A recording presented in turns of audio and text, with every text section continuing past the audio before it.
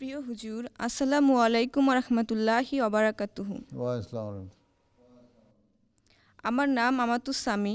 আমার প্রশ্ন হচ্ছে, হজরত মুসিহ মাউদ আলাহ সাল্লামের প্রতি ইলহাম হয়েছে ইয়ান কাতেও মিন আবায়েকা ওয়াইয়াব দাও মিনকা।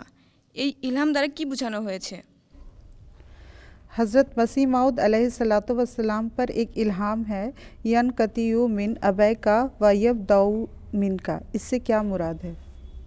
इससे मुराद ये है कि तो आपके जो बाप दादा की जो नस्ल है वो ख़त्म हो जाएगी और आपसे नस्ल शुरू होगी।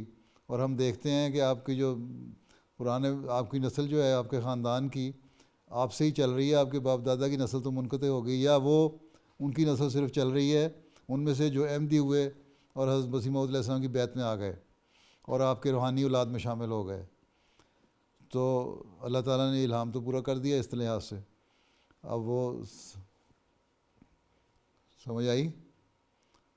तो ये अब अगर हम देखें तो हज़रत मसीह की नस्ल आपसे ही चली है, बाकी सारी नस्ल मुनक़ते हो गई।